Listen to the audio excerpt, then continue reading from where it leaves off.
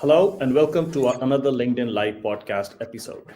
My name is Gopesh Mendola and I'm a principal architect at Palo Alto Networks. In my current role, I work with the customers consulting and helping them build solutions in their zero trust journey.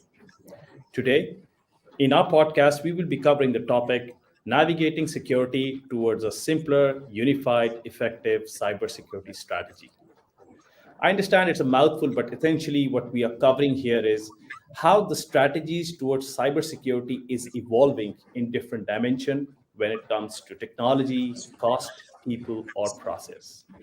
And in order to help us navigate through the discussion, I have today a very special guest, a very dear friend of mine, Masayoshi Somiya-san, who is the Chief Cybersecurity Strategist, Japan. Mas, why don't you go ahead and introduce yourself? Okay. Hello, everyone. I'm Masayoshi Somiya. I'm a Chief Cybersecurity Strategist for Palo Alto Networks here in Japan. I've been in the cybersecurity industry over the last almost 3 decades, helping a lot of customers worldwide, improve their overall cybersecurity posture. I'm really looking forward to, having a conversation with you guys today. Fondi, as we call him, Mass, and myself, we are from Palo Alto Network. But in order to get a little more broader perspective from our partner ecosystem and customers' perspective as well, we also have Ashish Thapar, who is the Vice President and Head for Cybersecurity Asia Pacific at Entity. Ashish? Perfect. No, thank you very much, Gopesh. Pleasure to be here. Hi, everyone. My name is Ashish Thapar. I manage the security business and go-to-market for Entity in Asia Pacific. In my role, I actually span across all the 3 key tenets of cybersecurity business unit focus areas for us, as we call them: consulting, technology solutions, and managed services in cybersecurity. Been in the industry for, I would say, a long time.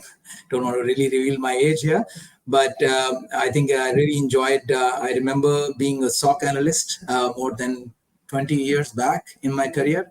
So I think over the time, of course, a lot of consulting roles, managed security services roles, and of course, security management roles as well. Really looking forward to an engaging discussion with the team here. Thank you, Gopesh. Yeah, thanks, Ashish. Thanks for joining us. Now, in this insightful discussion with Ashish and Mass, we'll be sharing their experiences and expertise to help us understand how the strategies for cybersecurity approach can be used to simplify the security stack and ease the operation, but yet we can still make it more effective. Now, before I come back to you, gentlemen, I would just want to update some housekeeping updates. Now, we'll be running a set of questions throughout a session to gauge what our audience view on our talk track. And I would encourage all our audience to participate and put in the answers for these questions, because some of you might be the lucky one who will win our latest LCT monitor. Also, I would encourage all our audience to provide their comments, their questions, their thoughts, their view onto it through the chat, and we will try to include them or answer them during our talk track. Okay, so with that, I would like to begin with the first question, and let's see what our audience thinks about it.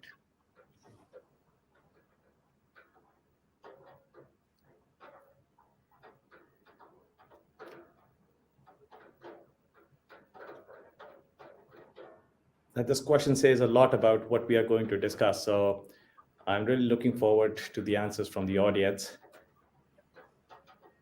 Gopesh, just me being greedy, can we participate in the questions? Yeah, I think Anton is the Of right course guy not. to answer that. Let's go ahead. Of So, course not. thanks. Okay. Yeah, thanks, Ashish. And now I would want to kickstart this thing, and I'm opening up this question. I wouldn't say question, but more, I'm looking for a comment from both of you, and I'll let you, Mass, take a lead on it. If I look from the cybersecurity, and I'm trying to be very generalized here from an angle of like how the threats are evolving, and then I see, in order to address those threats, how the solutions are evolving. And then I look at from the customer who has this plethora of choices. So I endeavor that there is an inherent complexity in all of these angles. Now, in your view, how can a customer look forward to simplify this whole cybersecurity complexity? Okay, so I'm going to start talking about the threats first. I think some threats are becoming more and more complex with, things like ransomware, for example, disrupting, factories, healthcare organizations, everywhere, absolutely everywhere, wreaking havoc. And, also business email compromise, and also, insider threats are becoming really big here in Japan. And so I think a lot of cybersecurity professionals are really, finding it difficult to keep up with the pace of the threats at the moment. And when it comes to the cybersecurity measures, I think the overall cybersecurity architecture has become really complex for various reasons. And when it comes to the cybersecurity investment, we have, historically speaking, we have a couple of approaches. The first one is what we call a best of breed, which is about investing in a standalone product with a single function, like, for example, EDR or IPS or secure web gateway, for example. And on top of that, we also have what we call a platform approach, or you could call it consolidation. And that platform is all about a single platform or product with a breadth of protection or capabilities available within a single product. And this is something that I think right now a lot of companies are considering for various reasons, which probably we're going to talk about later.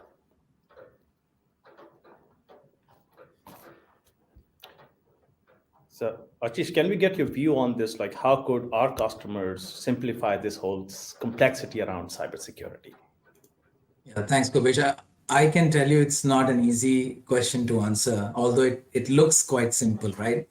And I'm sure you will agree with me because honestly speaking, right, the security industry has been going through its own set of transformation. I mean, back in the days, I would say prehistoric age. We started with like things like LDAP, then came the network access control list, stateful inspection, antiviruses, IDS, IPS, DLP, WAF, SIEM, EDR, NDR, SOAR, XDR. And I think, but one common theme has been there is that while all these so-called best of breed solutions have come to the fore, these cyber attacks have continued unabated, right? And that's something we also reflect in our global threat intelligence report from NTT as one of the key takeaways through our optics, right? Through our telemetry, being a global tier one telco and managed security services, managed data center, and managed network services provider.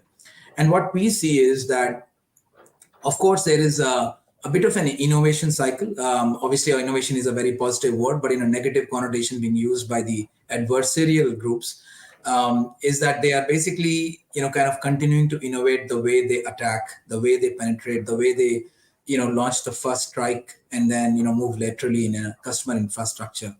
So we do see a lot of things where customers have a myriad of complexity of tools. And honestly speaking, right, complexity and heterogeneity is a big enemy of simplicity, and simplicity is all about security. I would say my feedback from my perspective, right? We obviously must follow KISS principle when we implement security. So I think, honestly, from what I see working with customers, I've been a forensic investigator myself. I can see at times there are a lot of tools, and customers sometimes struggle to actually bring the actual real value out of those technology so-called silos or islands that don't talk to each other at times, or even if they talk, there is a very minimal level of integration that doesn't really give that holistic view to a customer to really do make move very fast, triage the things in time, and then obviously respond to the incident. So I think it's a bit of a complex landscape, and I think customers are definitely struggling for it. And there is, from what we see from our customers and market, there is a strong demand for consolidation that is emerging.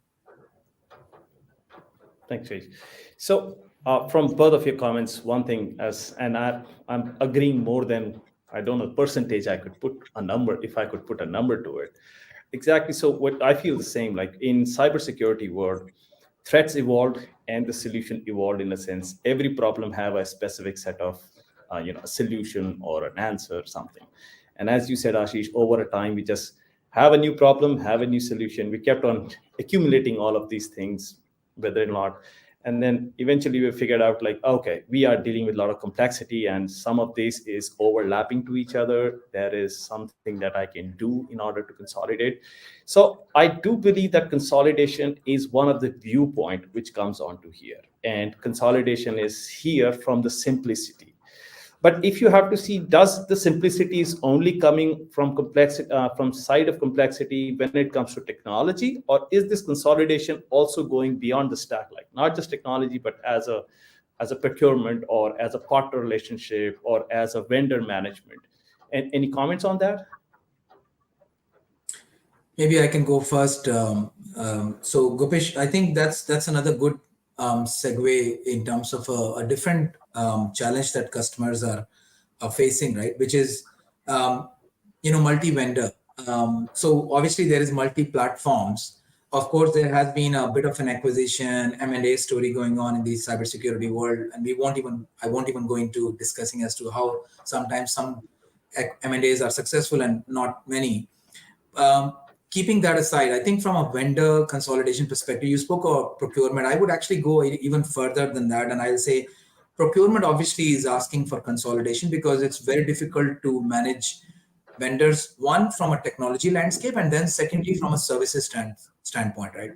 And that's one of the things that we keep hearing from customers. In fact, um, there is one of the reasons why entity provides these services to our customers is because we provide a complete continuum of services to our customers, right? So I think that we help move in a direction where uh, a kind of I wouldn't use the phrase single neck to choke, but it's like you consolidate your exposure, because the more you work with multiple parties, you actually are also bringing in certain level of risk. Now, whether it is supply chain risk or operational risk is another matter, but there is definitely another dimension of risk that you bring in when you work with multiple parties. And I've been into forensic investigations where I can tell you there were dirty scenes of people getting into panic situations and finger pointing going on because there is this one vendor and that one vendor, and it doesn't help customers. So not just from a procurement standpoint, but from a risk management standpoint, from a CXO level discussion, I think in my view, a lot of consolidation beyond the tech stack is also these conversations are also happening in the customer fraternity. I really appreciate it. So if I see the consolidation, so it's not just it's going through all the stack, like, and this stack in a business starts from the boardrooms where the CXOs, CSOs, they are looking at how do the consolidation helps them, in different factors. It coming to the enterprise architects or the ones, how do they consolidate and they improve the architecture altogether. And then it's also coming down to the level of practitioner, the real engineers who are working day in day out into this technology. How does this helps them? Now I want to ask something to you, Mas, and I think I want to bring up the fact of platform. So as we were talking, every problem had one answer to it. So we started with network access, as Ashish said. We started with the network access. Somebody says, "Oh, stateful inspection." Then somebody said IPS. Then we had IPS, threat protection, sandboxing. You name the one, and then we had it. So from a vendor perspective, we started to see some kind of consolidation with the next generation firewall. We did some technology stack that we brought together, tried to simplify it. But again, it was an effort around, I would say, still a segment. I wouldn't say platform. But you did mention that platform approach is helping. So can you give a little bit more perspective of this consolidation on a platform side? How that platform consolidation is helping across all the stack that I've been mentioning? Okay, so in terms of why a lot of companies are now looking at consolidation, or how consolidation will help them in the long term. I think there are like maybe three key drivers that are really shifting the market dynamics towards consolidation. The first is obviously expansion of attack surface, so things like remote workforce, cloud, IoT, digital transformation. This is all now driven by the business needs coming from business divisions, and it's making our IT infrastructure more and more complex. And that is the first challenge. And then the second thing is the cost of managing cybersecurity. So we talked about the best of breed, which in some cases, we could call it product silos. So a lot of companies are spending so much money on different security tools, and some research says around maybe over 70 different security tools being used by a single company. So, it's a product silos. And from a management perspective or operational perspective, it's too many products to manage and maintain. But on top of that, over the last, maybe 2 or 3 years, because of the economic uncertainty, that is really driving corporate executives, especially CFOs, to rethink about how their investments need to be optimized, including cybersecurity. And because of the product silos and the expansion of attack surface, now there is a strong demand for cybersecurity, what I call efficacy, because of the product silos. There is a complete inconsistency when it comes to applying, the security policy or security posture.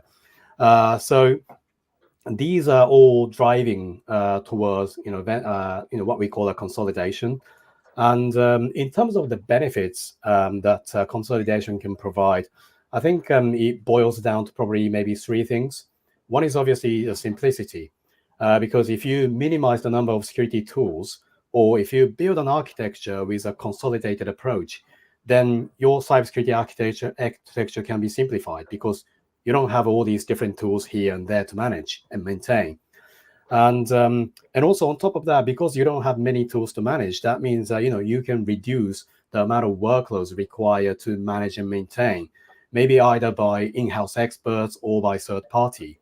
And the second one is about consistency, because you are consolidating to a simple architecture.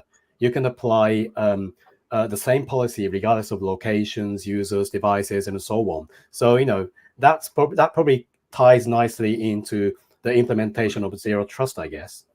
And then lastly, the third thing is obviously a cost optimization. So if you can reduce the number of products, then you can reduce or optimize the capital expenditure in the first place. And also by in the long term, maybe you can optimize the operational expenditures. Even if you're managing the resources by yourselves, or you rely on a single trusted partner like NTT, for example. So I think these are the benefits that the consolidation will provide to organizations who are trying to move away from a best of breed or product silos. So somehow, Mas, that's the reason I say you are a special guest to me. You're able to read the mind and the next question that we have for the audience. So can we have the next question before we move into the next section?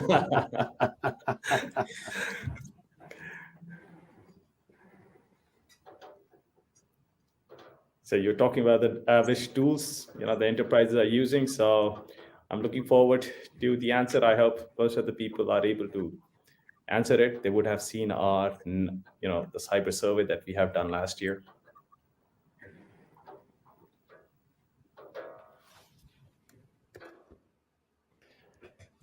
Okay. Do we have the answer?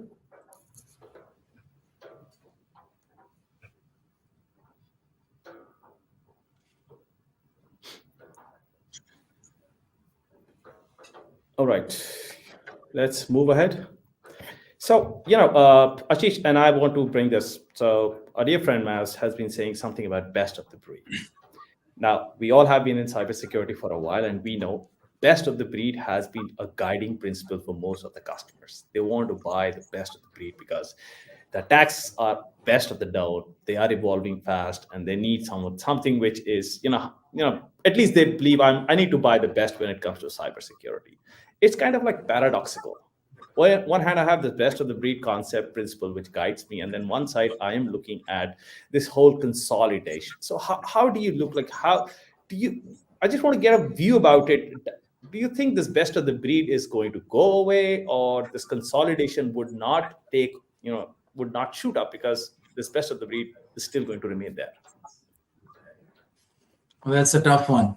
So I personally believe, this is my personal opinion, of course. I think, given I work with some of the startups along with Cybersecurity Agency as part of the Cyber Innovation Program, I can tell you that I think the industry will continue to see specialized point solutions, right?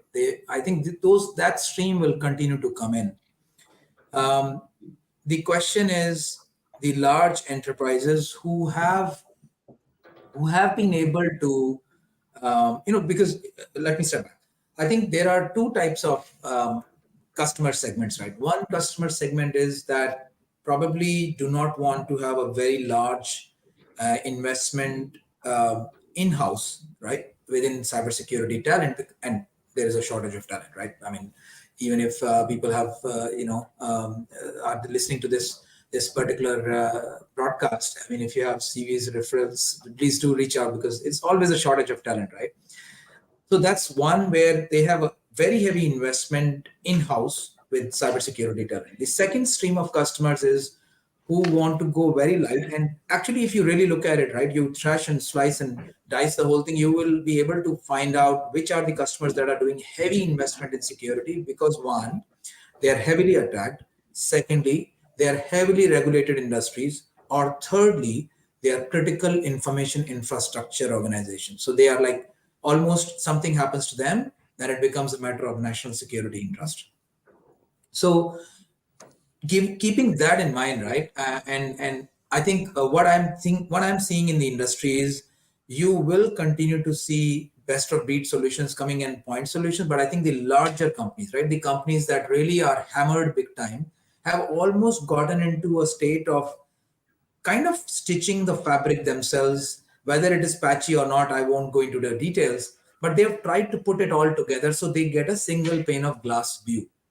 Now, why that single pane of glass view is important? It is critically important because and obviously it's not a question of if, right? It's a question of when you have a situation, whether it is a data breach, it's an insider threat, it's a security incident, it is a sabotage incident, maybe in a manufacturing or utility space company, then actually you don't have hours anymore, right? Gone are those days where the dwell time used to be, weeks, days sometimes, right? Nowadays, it's really shortening very fast.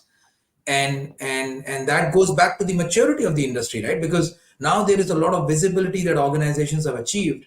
And hence, to the earlier point, Gopesh, we were making, right? It's kind of a cat and mouse game. The bad guys are further innovating going up the value chain to make it more fast. So I think the single pane of glass conversation is important. And I'm seeing, especially with the large enterprises or enterprises for which security is a key non-negotiable, I would say, element of their business presence or business resilience. I think while they're looking at best of breed in a side manner, but they are really trying to make it a consolidated single pane of glass view. And that helps them to reduce the triage turnaround time from their SOC analysts. Like I said, right, 20 years back, I used to be a SOC analyst, and I won't even tell you the name of that log correlation engine that used to exist. SIEM technology was not even invented then. I mean, the term was not there. And it was horrendous. It was so difficult to operate. It has come a long way further out already, right? It has improved a lot. But now, because the bad guys have innovated so fast, and they're bringing in more and more machine learning, artificial intelligence, automation built into the whole story, I think the good guys need to catch up very fast. So I wouldn't say best of breed. Short answer, sorry, long-winded reply to your small question or short question. But my response would be, I don't think they will be eliminated. They will continue to exist, but those functionalities will continue to then become part of a larger cohesive solution that can provide a single pane of glass, agile way of turnaround on triage, detection, response, and basically a compelling, cybersecurity resilience story for customers going forward. I think what you said is spot on in terms of the single pane of glass. I think a good example is probably the area of detection and response. So, maybe over the last, 5 years or so, there was quite a bit of adoption of EDR, for example, and maybe a bit of NDR as well. But EDR only, gives you insight into what's happening on specific endpoints. So now, I think there is in terms of a single pane of glass, we could talk about XDR, which is all about collecting important security data. It's not just endpoint, it's not just network, it's also about applications, authentication, cloud, things like that, and then bring that all together.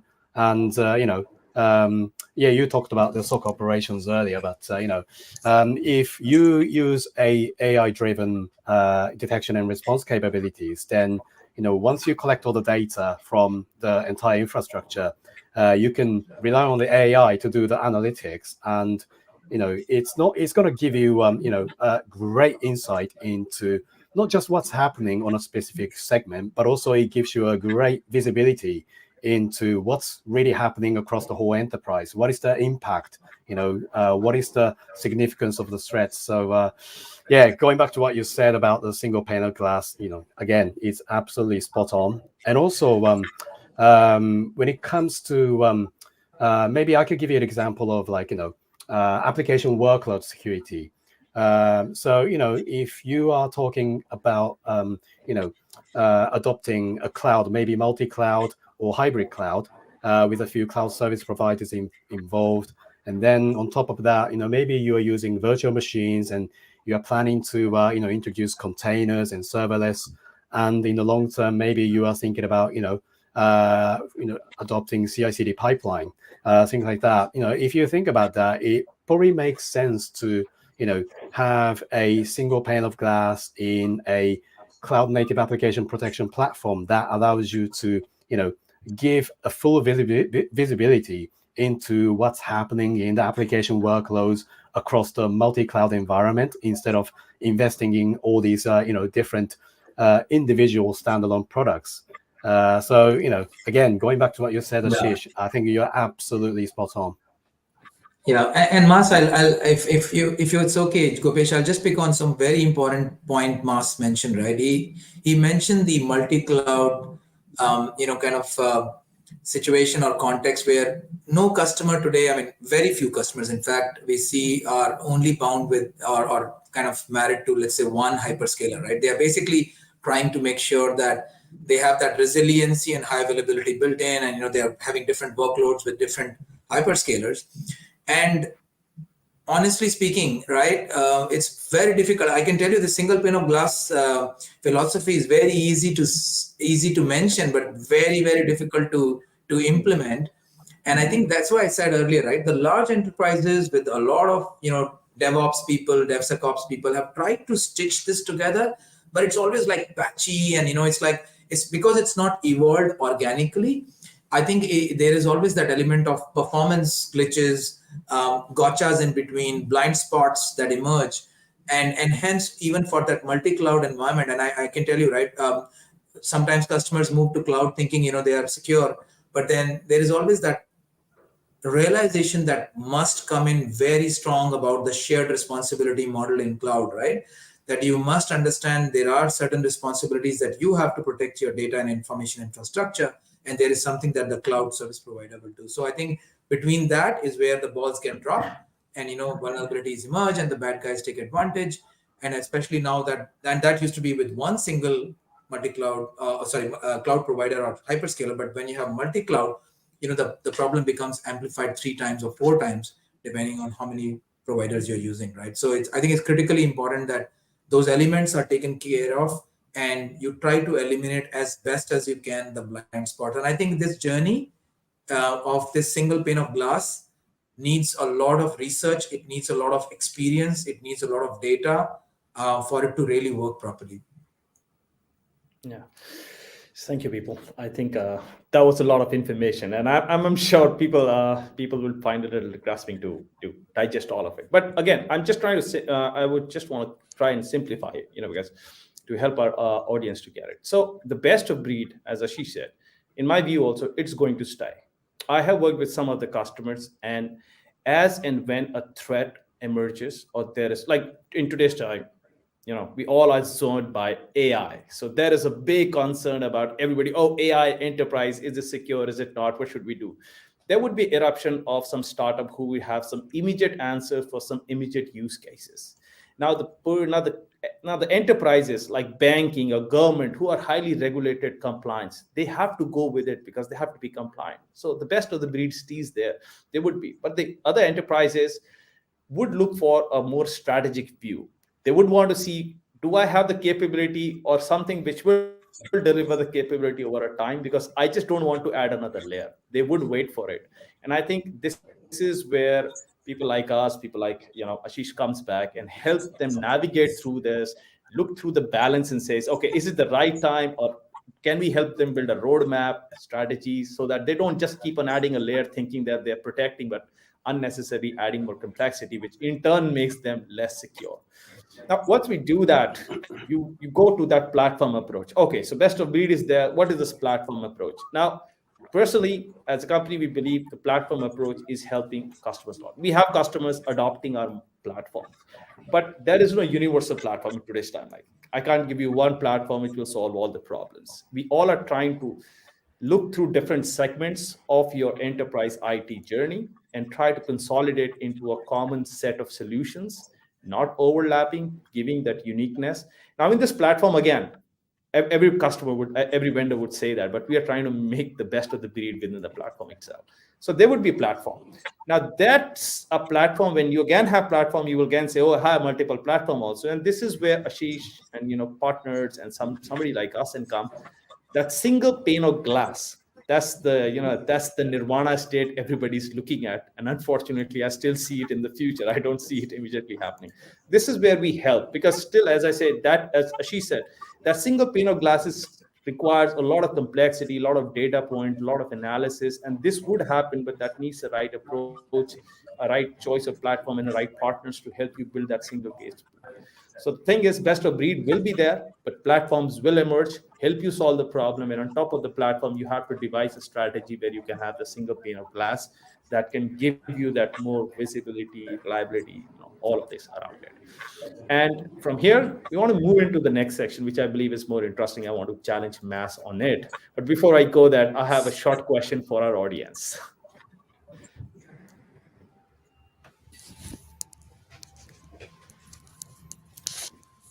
So if you have been listening to us, I think this should be a pretty easy, straightforward answers from everyone to have a chance to win the LCD monitor for yourself.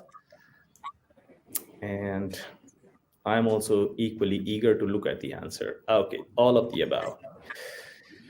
Okay, so Maz, let me come back to you. And I have been craving to, ask you this question. So we do understand that with consolidation, there is a simplicity which is coming, right? And everybody wants to see more simplicity. But again, if I look historically how cybersecurity has been there, it's not have been a most efficient way when it's either comes to deploying, configuring, managing all of this thing. But do you think this consolidation would also help customers to be more efficient, make more smarter operations? What are your views on that? That is a very good question. So, again, going back to, what we talked about, best of breed is not going to go away. So it's going to be a matter of choice, whether you want to go for best of breed or, a consolidated approach.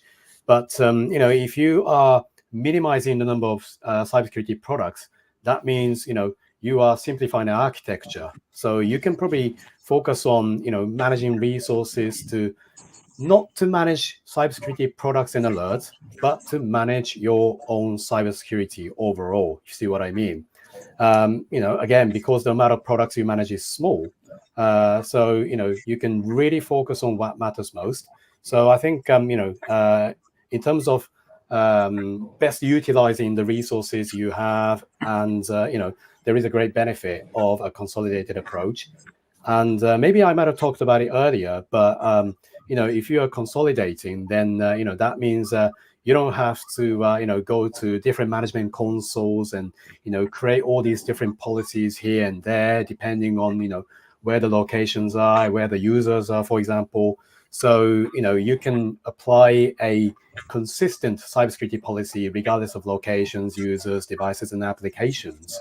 So that'll give you a great benefit in terms of consistency across the whole enterprise. And also, if you are using all these different cybersecurity tools, I think the chances are, if you have a lot of cybersecurity resources, talented cybersecurity individuals in-house, then maybe that may be okay. But if not, what you probably do is rely on all these different third parties, like SIs or service providers, for example. And I've seen a lot of customers here in Japan. Maybe, for example, even if you just talked about endpoint, I saw several customers who are relying on multiple service providers to manage just endpoint. And on top of that, they have different network security tools, and they're all managed by different service providers. So, that is quite a bit of an operational overhead in terms of cost. So I think if you are moving towards a consolidated approach, then you can probably narrow down to maybe just a single trusted third party, like entity, for example, to manage the entire cybersecurity posture. So that's going to give you a probably great benefit in terms of best utilizing the cost you have or the budget you have for cybersecurity initiatives.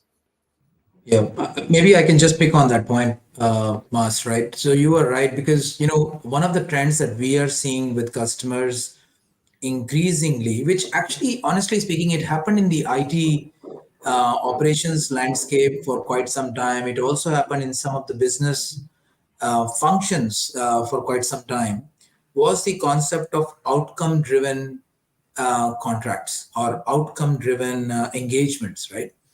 So I think we are seeing that trend increasingly emerging, where the customers want to really, you know, basically have a party that, one, knows how the strategy has been built, then continues with that strategy to implement, design, implement, integrate everything as per the strategy. No finger pointing, right? No multi vendor, no finger pointing, and then actually manage and monitor it.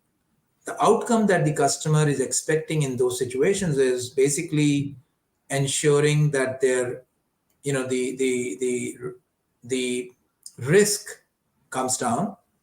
So there has to be some qualitative or quantitative way of measuring risk from where you start versus where you end up.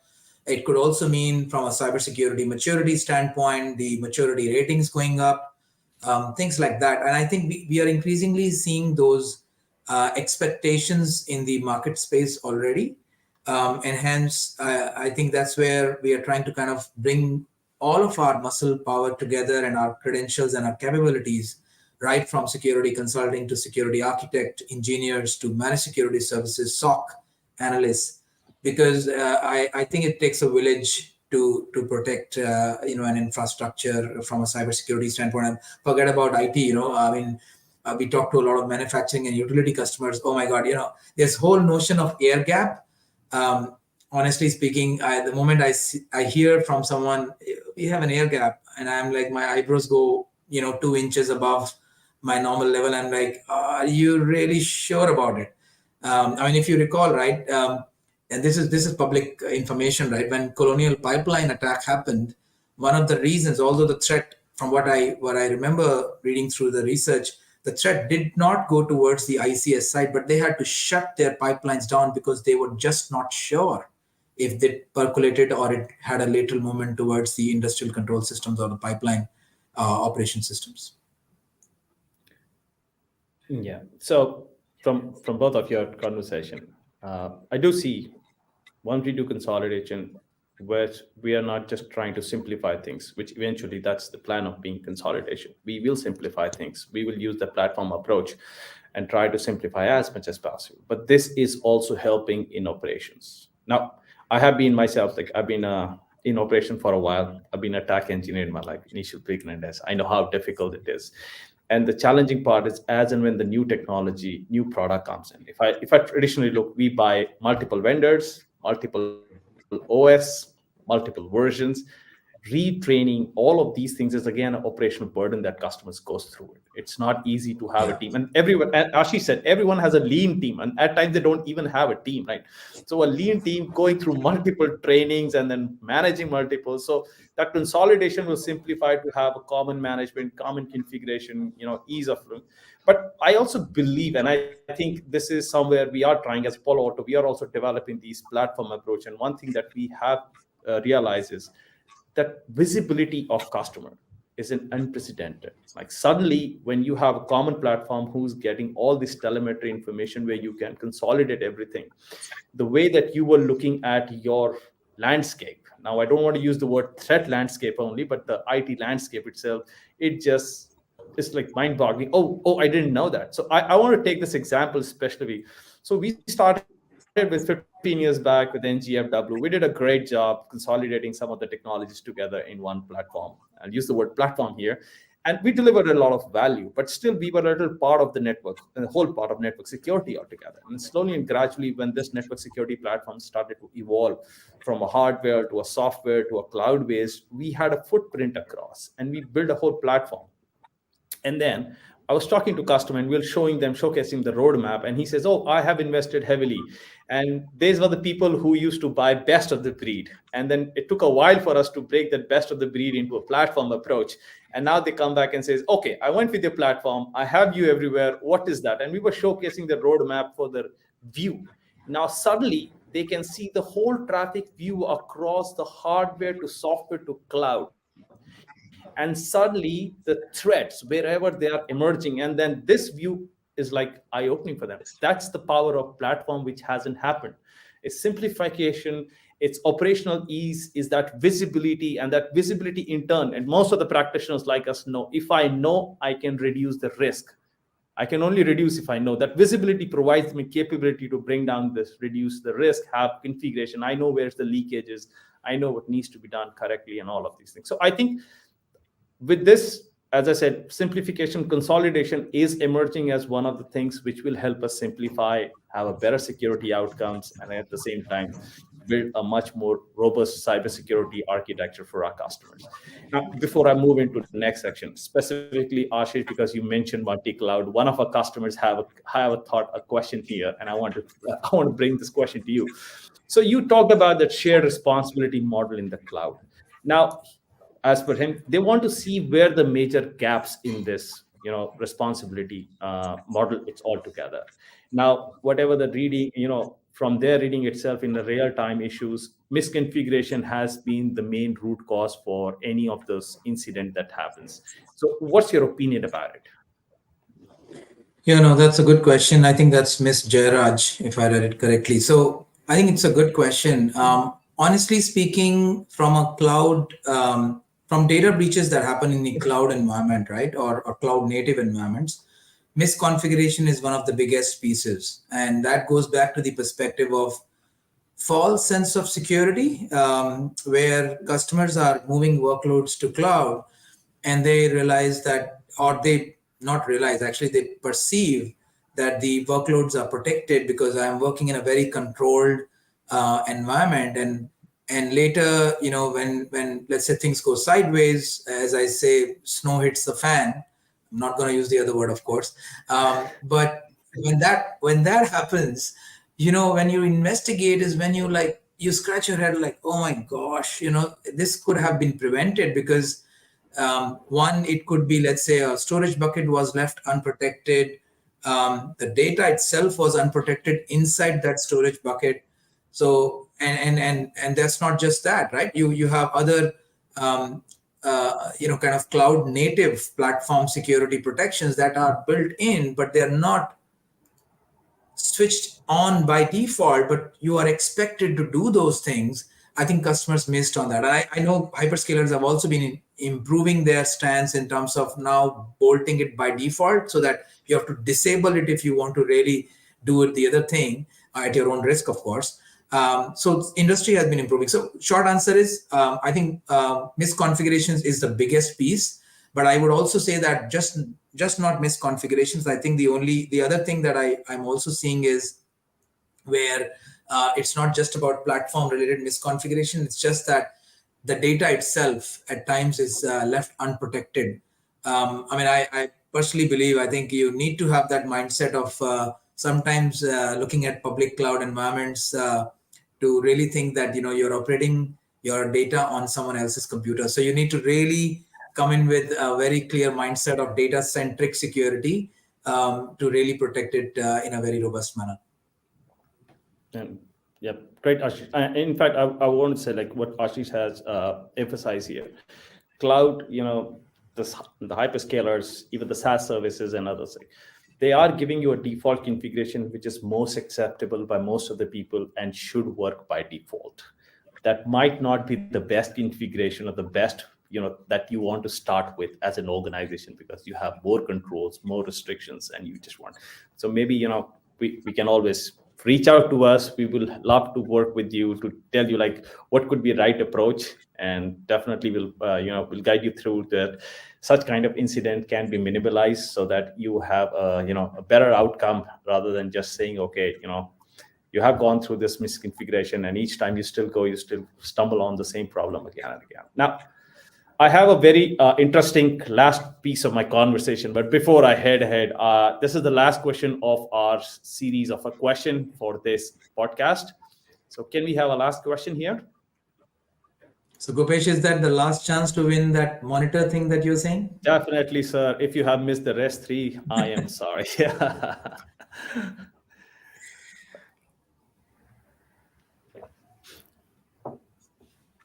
Okay.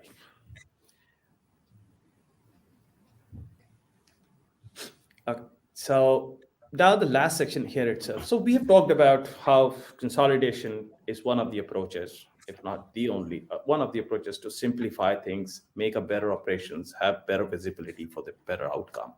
But again, if I look historically, cybersecurity is not very cost optimized, right?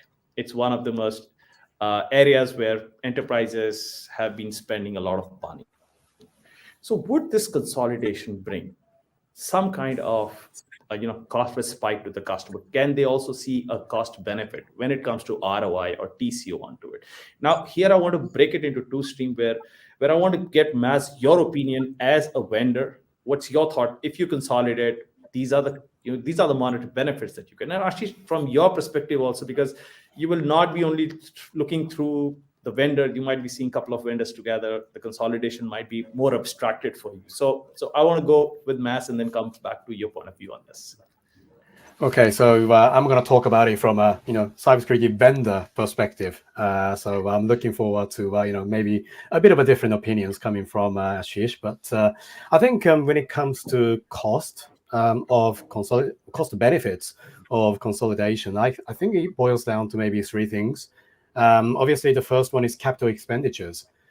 So, for example, I might have talked about it earlier, but if you just talk about network security, for example, if you're buying, a firewall, secure web gateway, CASB, DLP, IPS, DNS security, all from separate vendors, and if you are, if you have a global footprint as an organization, and if you have multiple subsidiaries, in and out of your country doing the same thing, imagine the amount of capex required to just to procure all these different cybersecurity tools.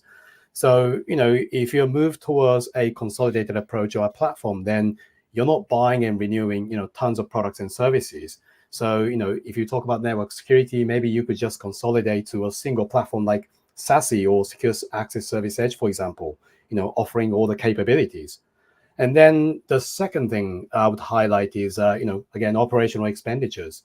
So if you're managing security tools in-house, then you may have a lot of talented cybersecurity professionals spending a lot of time, gaining visibility, defining policies, fine-tuning the rules, dealing with alerts and things like that. Or, if you're relying on third parties, then, you may be, again, spending a lot of money on, one product for one, vendor, another product for another vendor, things like that. So the amount of money required is going to be multiplied, or the amount of operation or workloads required is going to be multiplied by the number of, the third parties you may rely upon. But if you consolidate to a platform, then you only have to rely on a trusted third party or single trusted third party. And on top of that, I would also highlight the importance of the cost of breaches. So, cybersecurity breaches are happening in many cases, maybe because of oversight. Ashish talked about the misconfiguration in the cloud environment. That's one thing. Another thing would be like inadequate security in a remote workforce. Or I'm seeing a lot of organizations struggling to apply consistent security in terms of global operations. So, global headquarters may have one product in place, but overseas subsidiaries are using different tools, or in some cases they're not doing anything, and that's leading to serious security breaches. So if you're building a strong cybersecurity posture with a consolidated approach or a single platform, then you can probably minimize the chances of getting breached, because you're again applying a consistent cybersecurity posture regardless of locations. But again, breaches will happen, whether big or small. So you probably need a security operation platform, a consolidated approach for security operation as well. That allows you to detect threats quickly through AI-driven analytics, for example, of all data coming from all different resources, and then to respond to the detected threats quickly through things like automation and orchestration. So I would like to, as a vendor, I would like to say that there's going to be a great benefit in terms of cybersecurity costs associated with consolidation.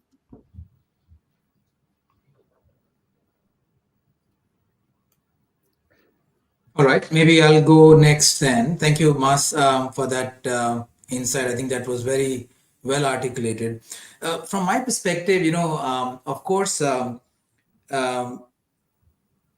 maybe before I answer that, right, I think the context setting is very important, because what happened was that why the single pane of glass conversation started, because people wanted to have visibility. Exactly what Gopesh said, right? That organizations want to have visibility. If you don't have visibility, what will you control? Of course, common sense. So the organizations started consolidating things into a data lake, into a single consolidation platform, and then trying to build analytics on top of it. But I think all that doesn't work if the mean time to detect, mean time to respond, and mean time to contain does not go down, right? First, obviously, you need to have a baseline as to where are you today and where do you aspire to be. And then you have to really look backwards and say, am I on the right path, where at least the three metrics, and these are just one of the three, few of the three, I would say, that you need to be really bothered about. You need to make sure when you are looking at a consolidated platform, you have a holistic coverage, you have no blind spots, you have an expert, I would say, partner, security partner beyond a security vendor, right? You need a security partner, where someone like Entity, for example, where we can help you, consult, design, integrate, implement, and manage things for you. And then, of course, making sure that the so-called consolidated platform is one with high resiliency model, right? By design, of course, has to be AI powered, because you can't have those many people to really kind of do that, at least the lowermost triage kind of thing. And then, of course, it needs to have some level of uh, model to ingest the data in a very optimized manner, where you don't really ingest everything that is being pumped by, let's say, an operating system or application or a network device. So I think that total cost of ownership conversation is a very important conversation that customers are having. But I think all these elements are also very important. And within TCO, it's not just the tech stack, right? It's total cost of operations, right? So it's not just tech stack, it's skill set, it's people, it's training cost, retraining cost, process, life cycle management, the entire journey from a cradle to grave, if I may use that phrase. That is what is important for it to be seen in the right perspective, and organizations to take the right call on TCO matters as well, Gopesh. Yeah, so I also believe in the whole consolidation journey itself. And I'll try to cover both the perspective of yours and Mass.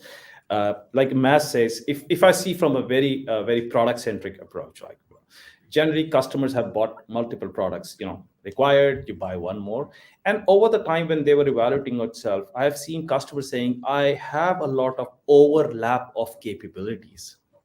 Now, some places they're using one, some places but they eventually they feel like I'm paying twice the amount, but I'm still not using it because it's an overlap of technologies.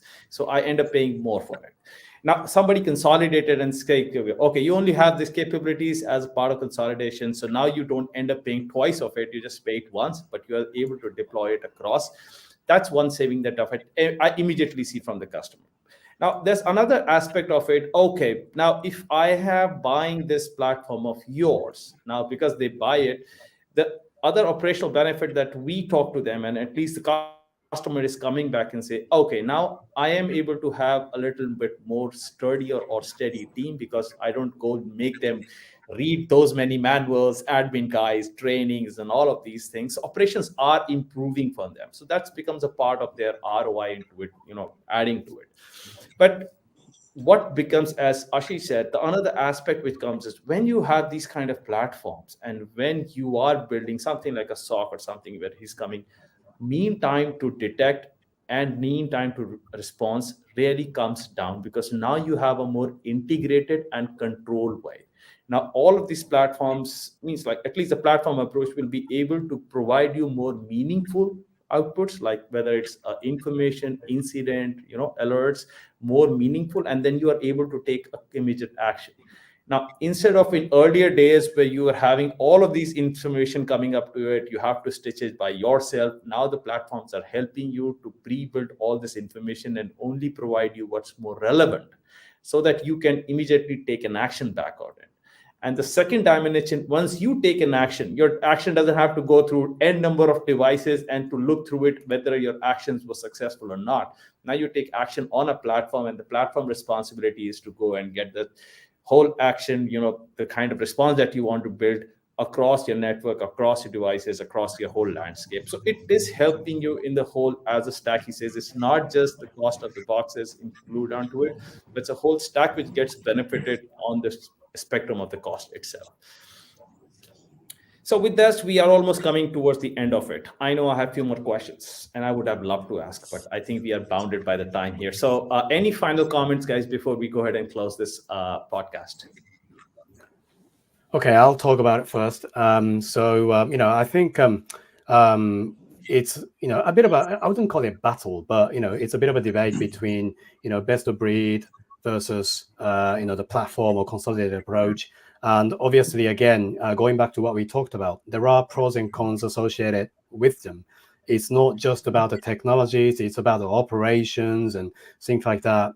So it's a combination of things that will decide whether best of breed would be good for you or the platform or consolidated approach would be good for you.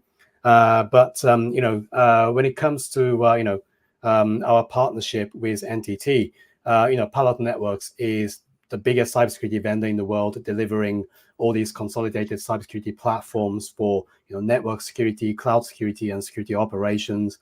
And NTT is a leading global system integrator with tremendous amount of intelligence and experience helping customers around the world and around JPAC region. So from a customer perspective, I believe that it's a combination of the best cybersecurity vendor and the best global SI.